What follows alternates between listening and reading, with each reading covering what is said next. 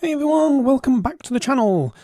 In the previous video I created this wonderful patch using just a sample layer, one sample layer.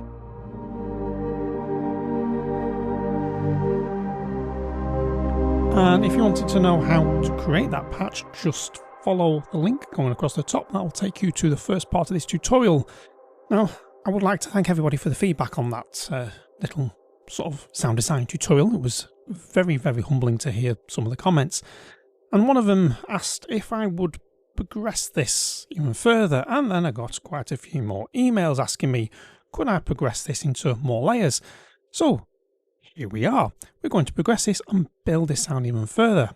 So we're going to go into layer B, and I am going to bring on a triangle sound because we don't usually use a lot of triangles.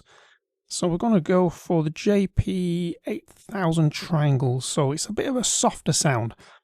And if I just solo layer B, it's got a harshness to it.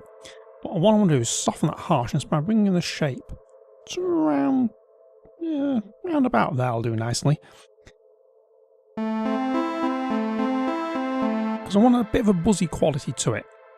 Now, I'm going to use something that we don't see a lot of patches use, is these state variable filters. And I want to use the... What's the speciality? Is it? I think it's in the speciality one. It is. It's a speciality. So I want to mix a state variable with an null pass. So we are using a state variable filter, but if you go into the filter section, we have a state variable on the filter 1, and we have an null pass on filter 2, and it's in series. So that basically the sound goes into filter 1, gets processed in filter 1, and then goes to filter 2, and then comes out the other end. If it was in parallel, then both filters would work at the same time, and in a way they'd probably cancel each other out. But now we get this sound. So more nasally quality, just bring that cutoff up a little bit. Bring the resonance up a little bit more. Now, for the amp section, I want to just literally copy this envelope. So, that little triangle there, copy envelope preset, and paste it. I'm going to leave the filter section as it is.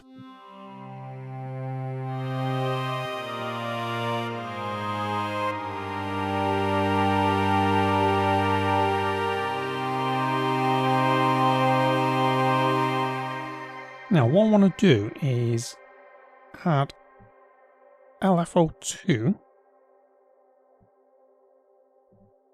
to hard sync. So all I did there was right click on the little slider there, and I just want to,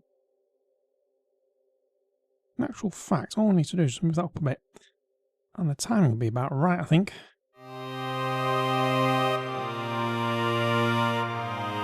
So it adds a little bit. That little crunch there, that's exactly what I was after. Watch the little white dot on the synth.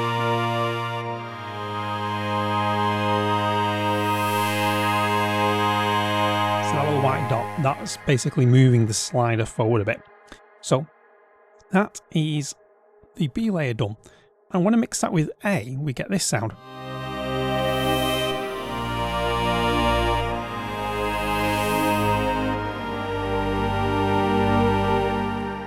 Now I can take this one step further, because what I want to do is add a little bit of noise to this, and I've got a noise layer already on D. It's automatic. When you load up a patch, initialize a patch, layer D is always your noise layer, C is always your sub layer. Sorry about that little burst there, but and what I want to do is just bring that down a touch. So we're not absolutely deafening everybody until I get this sorted. Now what I want to do is change the type of noise. Do that, change the symmetry, smooth. Get us like a bit of a hiss now, and then bring the hard sync. Now hard sync on noise changes it from like a mono type sound to a full stereo.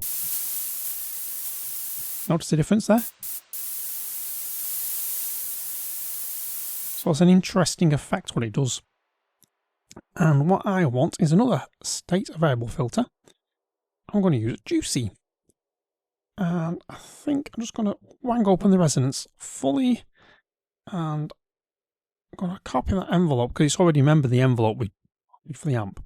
So I'm just going to paste it again. So get that little sound. So what I'm going to do there is now, because I don't want it on all the time, on the whole sound, so I'm just going to... So what I'll do is command click, control click on, I think, on the PC, and that sends your slider to 0. What I want to do is right click on that, modulate, and I'm going to modulate with the wheel. So that just went off the recording screen there. So I'm going to wang that full, and I am going to do that to smooth.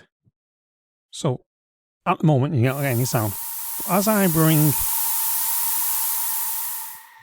up the mod wheel there, it sort of like gives me more sound. And what I want to do to this sound as well, I want to add a Selena. So I think that's under modulation. Is it under modulation? Yes, it is. There we go.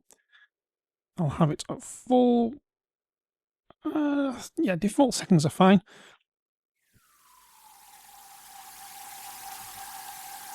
See, I'm wanting to get that sort of like swirly effect. We'll put an imager on, and we will set the auto pan to about 3/4.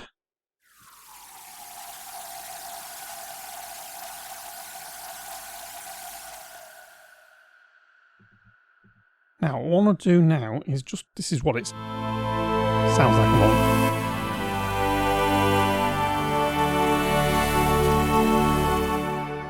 I just want to go into the modulation matrix and just check a few things off. So we've done LFO1 to sample timbre.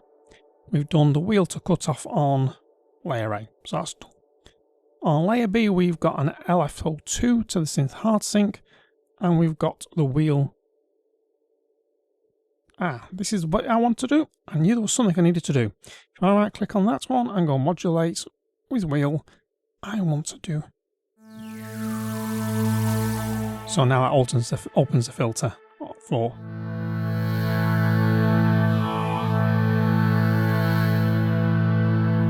Cut off. I don't want it all the way. Don't want it all the way up, so I'm bringing it down a bit.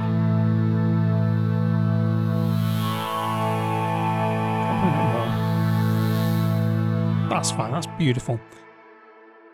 And I think we're going to be almost there.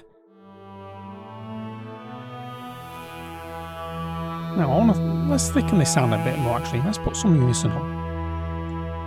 So we'll change that to depth and drop it an octave. Usual trick I tend to do.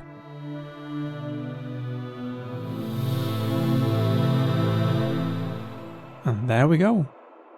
We now have a very organic sounding pad.